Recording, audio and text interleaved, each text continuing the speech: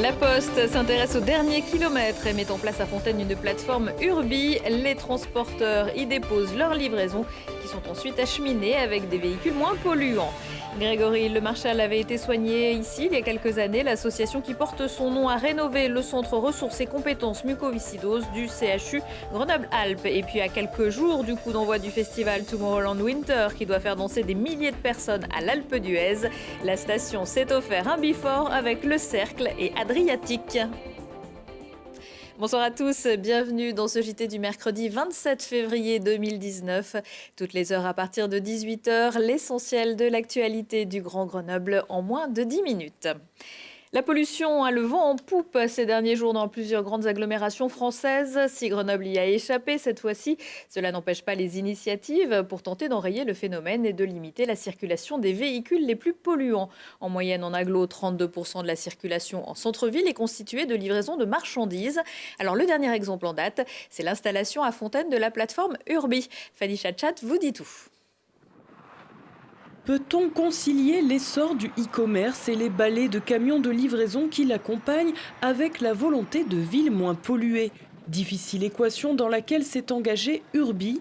Piloté par le groupe La Poste, ce réseau national spécialisé dans les solutions de logistique urbaine durable est accueilli depuis 2017 à Fontaine, le temps de développer son activité sur la métropole grenobloise.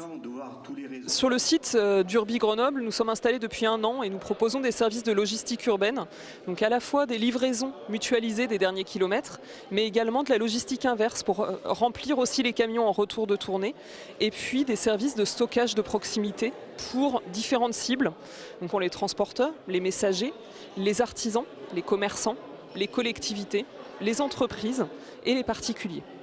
Pour les livraisons, on travaille en sous-traitance. Ce sont à la fois des sous-traitants à vélo quand c'est possible, des sous-traitants avec des véhicules légers et des sous-traitants avec des poids lourds quand c'est nécessaire. On leur demande d'utiliser du coup des motorisations diesel Euro 6 qui est la norme la moins polluante du diesel et progressivement dès 2019 de basculer sur du GNV ou de l'électrique pour limiter les émissions. Alors l'idée c'est d'apporter une logistique du dernier kilomètre et qui permettent de construire une ville plus écologique et plus apaisée, donc la contribution de la Poste au développement durable. Pour nous, c'est une étape extrêmement importante du développement économique de la Poste dans la région grenobloise. La plateforme Urbi Grenoble rejoint ainsi les 6 autres sites logistiques durables Urbi de France. Le groupe prévoit d'en créer 22 sur tout le territoire à l'horizon 2022. Et à ce jour, Urbi Fontaine emploie 3 personnes sur le site, mais la progression estimée du marché mondial de l'e-commerce flirte avec les 20%.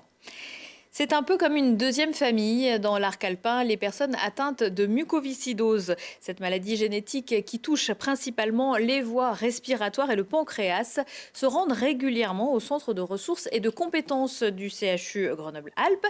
Il en existe 2, un pour les enfants, l'autre pour les adultes. Avec l'aide de l'association Grégory Lemarchal, le CRCM adulte vient d'être entièrement rénové.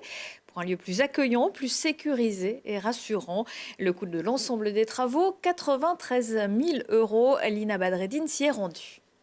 Des nouveaux locaux pour le centre de ressources de compétences de la mucoviscidose dédié aux adultes du CHU Grenoble-Alpes.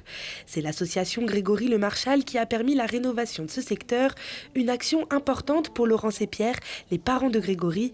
Connu pour sa victoire à la Star Academy, c'est dans ce centre hospitalier que le jeune chanteur avait été suivi pour sa pathologie. Ça permet en fait d'avoir des locaux qui sont adaptés à ce qu'on est censé faire pour leurs soins, c'est-à-dire qu'on a une équipe pluridisciplinaire avec des kinésithérapeutes, des infirmières coordinatrices, des psychologues, des diététiciennes qui travaillent en lien avec les médecins pour la prise en charge de ces patients.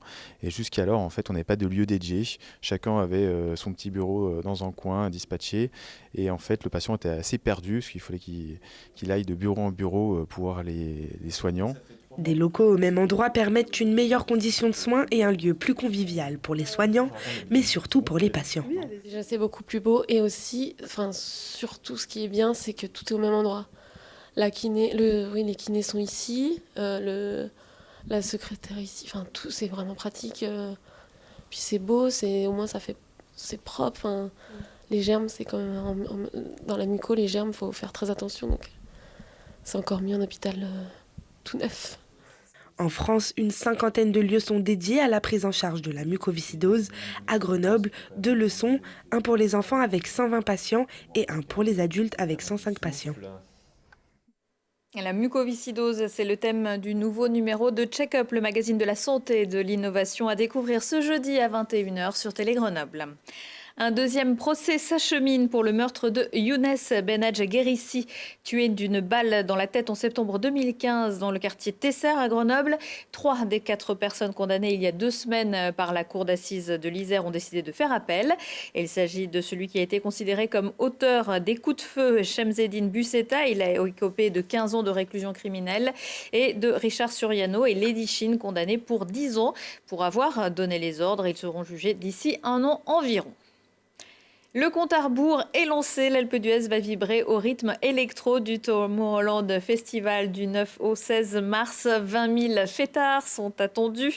Pour donner le ton, c'est au Signal 2018 que le Cercle avait choisi de produire et retransmettre en live le duo Adriatique. Pour les 600 fans sur place, le spectacle était total.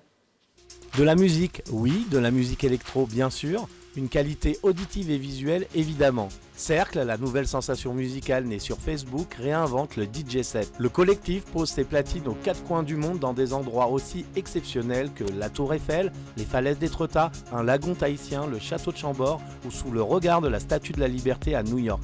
Alors Cercle, c'est un média culturel qui a pour but de valoriser le patrimoine en diffusant des concerts de musique électronique. Insolites et patrimoniaux, ça peut être des sites scientifiques, ça peut être des musées, ça peut être aussi des endroits où il y a un joli décor comme ici. Pour ce set à l'Alpe d'Huez, le groupe Adriatique en vedette a mixé depuis le Signal 2108 avec une vue imprenable sur la station de l'Alpe d'Huez. Une idée originale du restaurateur, hôte du moment, qui a bien senti l'engouement du public pour ce type d'événement. Je les ai contactés, je leur ai dit que j'avais un lieu avec une vue incroyable. Ils ont été séduits et puis voilà, Tomorrowland arrive dans quelques jours à l'Alpe d'Huez. Donc c'était un peu cohérent de lancer cet événement juste avant Tomorrowland. On se rend compte que la musique électro aujourd'hui, ça séduit vraiment tout public. On a eu la chance hier d'avoir des Coréens, des Ukrainiens, des Croates qui étaient venus spécialement pour l'événement assister au set d'Adriatique au Signal 2108 et ça c'est top. Retransmis en direct sur Facebook et YouTube, la vidéo du concert totalise pas moins de 2 400 000 vues en une semaine. La vague électro déferle sur l'Alpe d'Huez. Prochain rendez-vous, le festival Tomorrowland. Et la station iséroise sera entièrement privatisée pour l'occasion. Dernière journée de la saison régulière de Ligue Magnus, mardi soir à Pôle Sud. Et 3e défaite pour Grenoble sur 4 rencontres avec Rouen. Dans une patinoire Pôle Sud pleine à craquer, record d'affluence avec 4200 spectateurs. Les Brûleurs de Loup se sont inclinés 2-1 face au Gothique, indétrônable de la place de leader. On se consolera en se disant que Grenoble participera de toute façon au play-off à partir de vendredi. En quart de finale, les BDL recevront finalement à Nice qui a pris la 7e place du classement. Coup d'envoi à 20h. Le FCG poursuit son recrutement pour la saison 2019-2020. À bientôt 28 ans, William Demotte s'engage pour 2 saisons avec Grenoble.